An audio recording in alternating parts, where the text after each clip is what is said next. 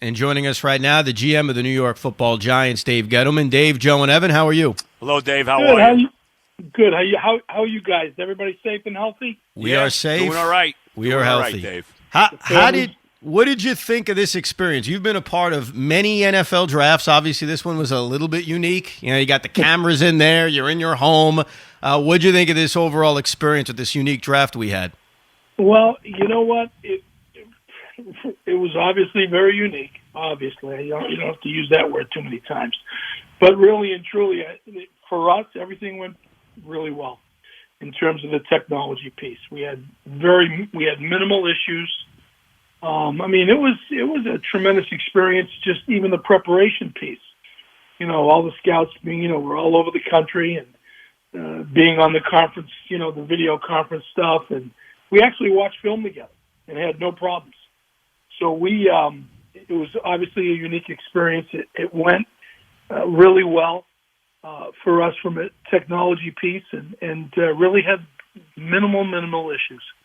And, Dave, it looks like you went out and got your guy with Thomas with the 4th overall pick. I don't think anybody was surprised you took an offensive lineman. You had your pick of the guys. Why him? Well, there was a variety of reasons, Joe. Number one, the level he played at. He played in the Southeast Conference and played against a number of legitimate NFL, NFL, eventual NFL pass rushers. So that was a big piece of it. Obviously playing in the SEC, you're playing top comp, just about every Saturday. Another thing was his length. You can't you can't extend arms. The he's got great lengths. He's unique in that he is a little high split. The guy that he reminded me of, and I'm going to go old man on you, was Richmond Webb.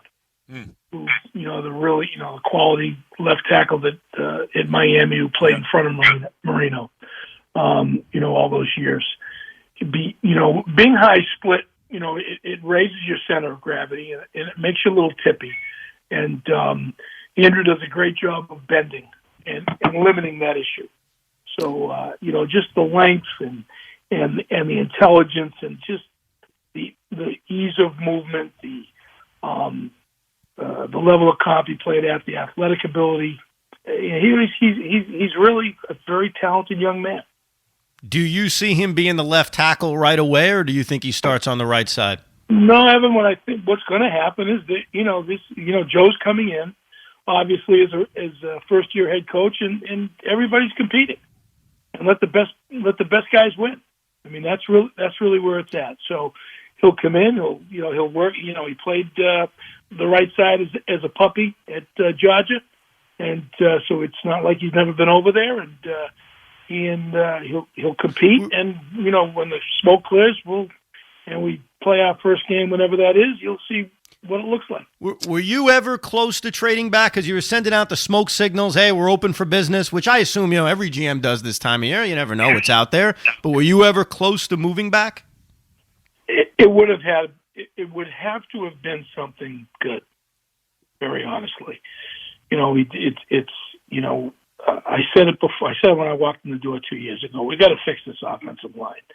And I just, after going through, after looking at this draft, once we really get into it and saw how thick the tackles were, and it was time. We just had to do it because you fix the offensive line, you make Saquon better, and you make Daniel better. You make Darius Slayton better. You make Sterling Shepard better. Everybody's better. It's the old saying. I've done the, being the wise guy that I am, I've done the studies, and it's extremely difficult for Daniel to complete passes when he's on his back. So, we just went into it with it was going to have to be a really good opportunity. We had opportunities to move back later on in the draft, but the guys that we wanted were there, and I'm a big believer. Bird in the hand's worth two in the bush. So the guys that we wanted when we had opportunities to trade back fell to us. So why not take the player that you really want? And you had to be surprised in the second round that the kid McKinney from Alabama was there, right, Dave? And you basically just pounced on him. Yeah, it's Joe. I I really was kind of like, really, you know. We were thrilled. He's a hell of a player. He's very versatile. It's that. It's my mantra of I don't want to hear about how fast he runs in his underwear. I want to tell me how fast he plays in his pads. Right. And he did pull up, but for some reason, I guess it just got lost in the sauce of all the craziness, guys. I mean, you watch the film. That's a 4-5 kid running around the field. So we were thrilled that he was there. Well, when you look back at your time here, and you've definitely made an effort to fix the offensive line, mostly through free agency, a little bit through the draft with Will Hernandez. Do you look back at the last 2 years and say, I should have used more premium picks to fix the offensive line as opposed to free agency? Because it seems like there was a change this year by aggressively drafting offensive linemen. Obviously, Thomas in the first round, Pert in the third round, Lemieux in the fifth round. How do you look at that when you look to build an offensive line? Should it have been more through the draft the last couple of years?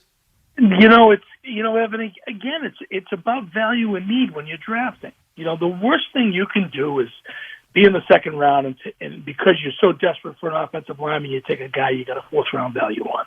It's a mistake. I'm telling you, it bites you in the butt all the time.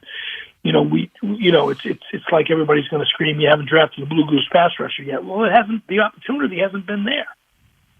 Okay, so with the offensive line, the first 2 years, it really wasn't there. Will fell to us. We had a first-round grade on Will, and we were thrilled that he fell to us.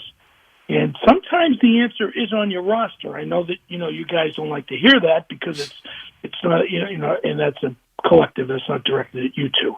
But, people don't like to hear that, but sometimes the answer is on your roster. It's not about the shiny new toy. And we've got confidence in a young guy like Nick Gates who, has been with us for 2 years. First year, he missed a year because of an injury, and we cross-trained him last year, and he's talented. He started. I think he played a bunch. He played the Jet game and somebody else, and another game he saw snaps. So we've got confidence in him. We got Spencer Pulley, who we like, and we're going to see what P.O.'s Achilles is like in June. So again, sometimes the answer's on your roster. People don't like to hear it. It's not sexy. It's not new. It's not fresh, but it's true. And part of drafting Shane was the fact that he has cross-trained at center as well. He has not done it in a game yet, but he's cross-trained at center as well. So we feel like we'll have 4 good shots at it. So he could be. So Shane Lemieux could be the starting center, even though he didn't play a lot.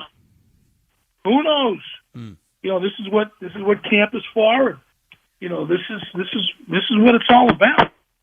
We're gonna see what happens.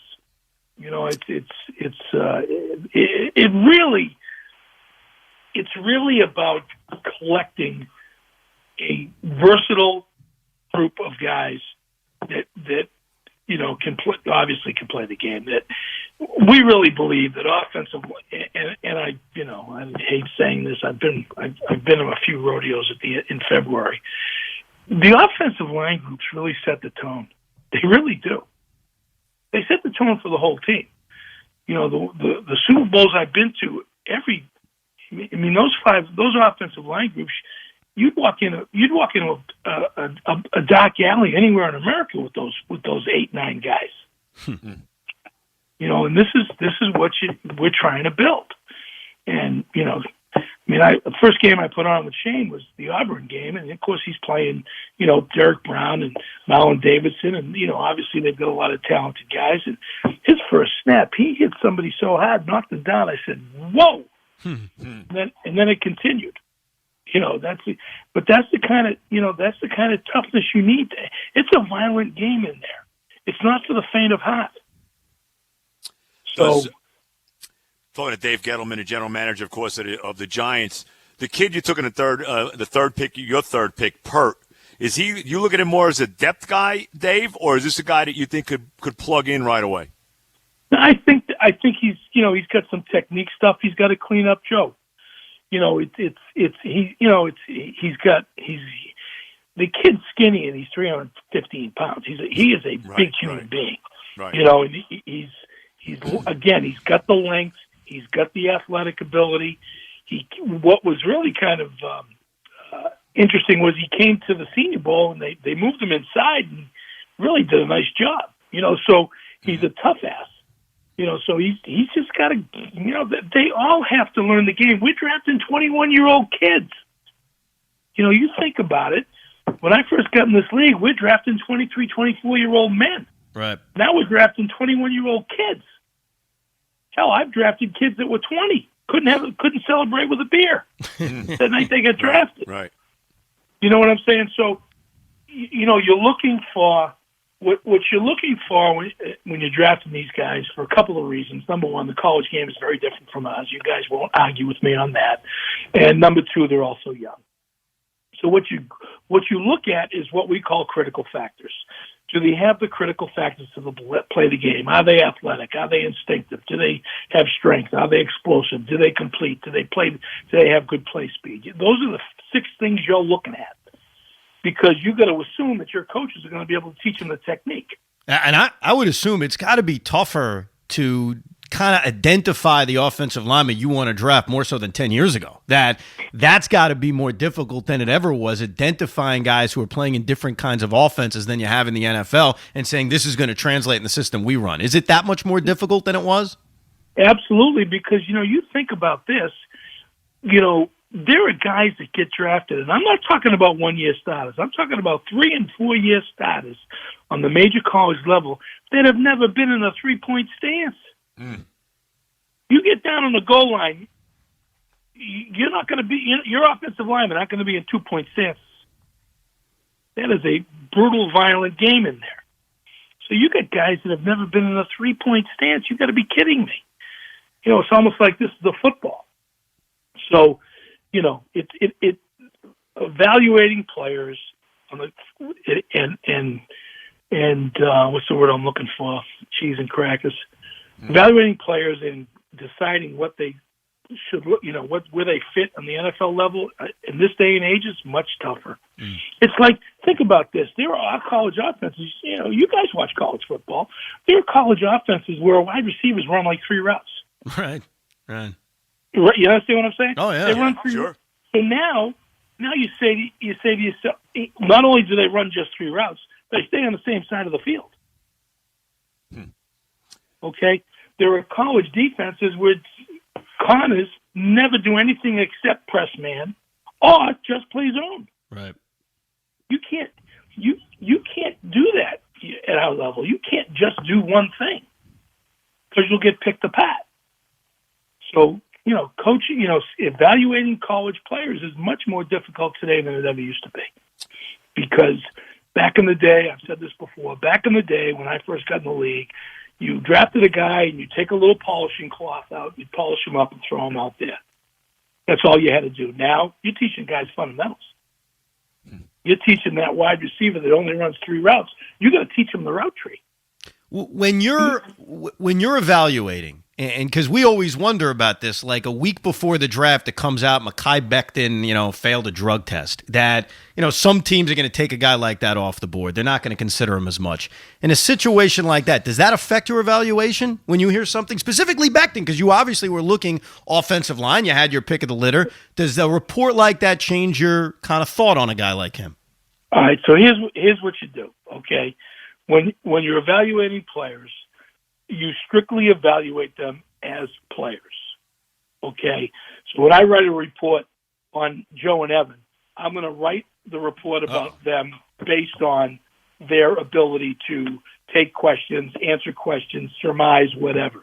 I'm not going to evaluate them. I'm not going to add in the evaluation of, they got caught doing something wrong, they don't work hard, or they're great workers, whatever it is. Whatever the character piece is, you don't let that affect your player evaluation piece. But then you have to start with, does he fit in the locker room? You have to go into that thing. Football is the ultimate team game. I have never been in a locker room that's in February that hasn't gotten along and respected each other. I haven't seen it. You don't see it. So, how are people going to respond to him and respect a guy. That's part of our thought process. Dave, you got a new head coach coming in here. It's a obviously very different offseason. You're not going to have these OTAs. Who knows when your coach is going to get to be with his team? I mean, maybe it's not till training camp. We hope it's no later than that anyway. I'm off the God's ears. Right, exactly. How difficult is that? Well, it's obviously it doesn't make it any easier, but the other piece of that, Joe, is everybody else is in the same situation. Right. And by the way, for us, 3 of the 4 NFC East teams are in the same situation. Right. Okay? Right. So it's Joe and his staff and the video guys and the IT guys have done an unbelievable job in doing this, in giving the coaches the ability to do this remotely. And the coaches have done a great job in terms of designing what they want, setting up setting up cheese and crackers coaching points. They talk, doing the audio piece. They've done a great job. So, you do the best you can. So far it's gone very well. Joe's very pleased with it. It has excellent attendance. And, we'll find out. We'll find out. The biggest thing is going to be what kind of shape they come back in. Right, right. Yeah. That's really the biggest thing, because if guys, when I talk to draft eligible kids, so, obviously before the draft we talk to a bunch of kids. Okay, I tell them, I said, listen, the best piece of advice I can give you is you have to be in the best shape of your life. Because if you're not in great shape, you're going to be tired, and at night you're going to sleep instead of being in your iPad studying. If you don't know what you're doing, you can't play the game. Plain and simple. So that's going to be a big piece of it. Who comes in the condition? Because obviously everything's going to be very condensed. During this time, I think a lot of Giant fans, I have too, we've gone back and watched old games, specifically the Super Bowls against the Patriots, and the common denominator was getting to Tom Brady and putting pressure on him, especially in the first one. Does this football team have enough talent, have enough pass rushers? Do you think you have the tools to kind of put together, maybe not as good as that one, but a consistent pass rush? Because the guy who got 10 sacks for your team last year is still out there in Marcus Golden. Right. I think that, I keep telling, I keep saying, and, people probably say she's saying this because he can't draft one. He hasn't gotten one in here. It doesn't, it's not who gets the sacks, it's the number of sacks and pressures you create. It's really what it's all about. Coming from, you've watched the Patriot system, okay? And, they generate a lot of pressure. The last sack master, so to speak, was Chandler Jones, and he's been traded. You know what I'm saying? Right, but do you guys have enough, even forgetting the numbers, do you have enough of that?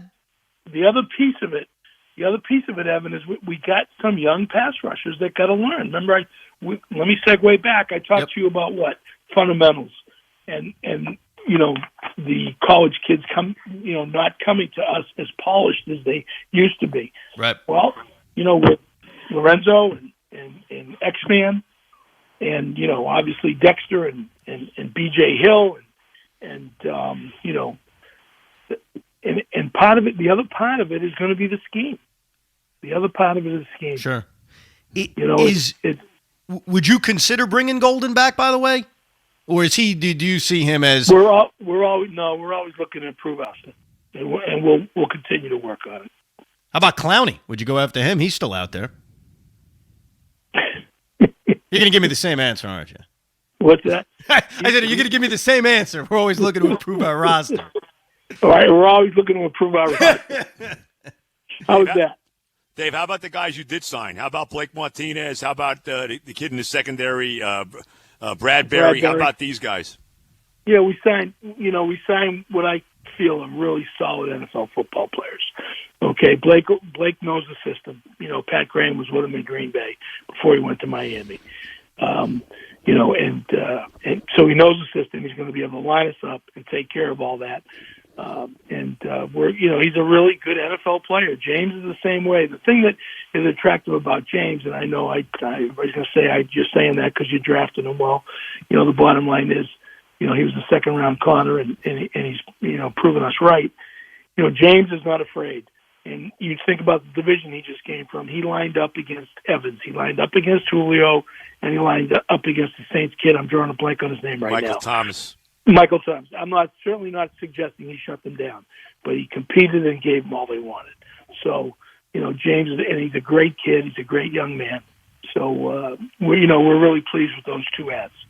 Do you think, and I know you're going to do everything you can potentially to improve this team, look at all the avenues, Right. but I know today, I think right now, this minute, you can sign free agents without giving up compensatory picks. I think the deadline was, or the time frame was today at 3 o'clock. Do you see a second wave of free agency for you guys to add more talent? Because there's a lot of pretty good pieces out there. I mean, I mentioned a few of them. One who was on your team last year in Golden, Davion Clowney, but there's plenty others. Seems like more than normal. Do you see a second wave coming of talent that you can add? I potentially, yes. I mean, potentially, Evan. I mean, it's one of those deals where, people think that the draft is over, so now I can take a nap. It doesn't work that way. All right. So, at the end of the day, we're going to continue to look through, and, you look, and you got to look at the big picture. It's not just a player. It's the cap cost and everything else you have to go through. And it's one of those ones somebody will say, oh, you got X amount of dollars in cap space. You know what? We also got some good young talent. And it's like when I was in Carolina, the first 2 years, why aren't you signing more UFAs? I said, well, do you want me to tell you that we can't sign Cam Newton and Luke Kuechly because we're up against the cap? Is that what you want me to tell you? You got to think about that. So it's not so many people, for so many, it's instant gratification, and it's now.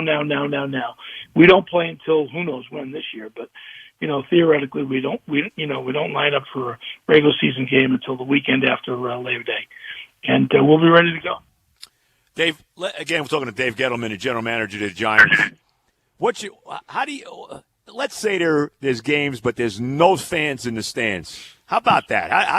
Does that affect anything at all in your mind? You know what? That's the way it was when we were kids. You went down to the park and you played. Right. I've never seen anything like this, guys. I mean, it's who knows if that's what it's going to look like. I don't know. I mean, I can't answer that. I mean, it's just it's the unknown. It's the complete unknown. Like I said, it's one of those deals where it's what we did when we were kids. It's you can say to yourself, well, it's really pure. Certainly, that's a question to have over a few pops. Right. Which a lot of us are over the course of these months. Dave, 9 wins the last 2 years. This is year 3, assuming we get a 16-game season. Giant fans are desperate for victories. The owner sounds like he's desperate for victories.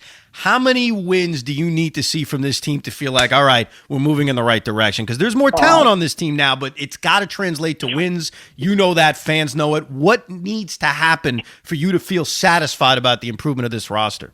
What needs to happen is we got to get better every Sunday. That's what needs to happen. That's what you're looking for your team to walk into every game and have a chance to win, and have a legitimate chance to win. Not oh my gosh, the other team's got to fall down and get hit by buses, and whatever. That's progress. That's a team that's competitive, a team that when they show up on Sunday, the other team's going to know that they were there. Dave, we appreciate you coming on. Hopefully everything works out for you with the draft going forward. Hopefully we're talking football opening day in September. Let's hope all that happens. And by the way, Dave, I've got a theory, all right? Theory about you. You tell me if I'm right, okay? I think that you are actually like this computer whiz. I could see you playing video games on Saturday nights, and you've kind of been playing it out like, oh, I got the IT guys here, the computer guys. But the truth is, I think you're probably like a savant when it comes to all this technology. Am I right? You know what? You're onto my game. Yes. I figured that. Well, thank you, Dave, for coming on. Stay healthy, stay safe. We appreciate it. All right. God bless you guys. You too, Dave. Be well. Dave, be well. Dave, be well.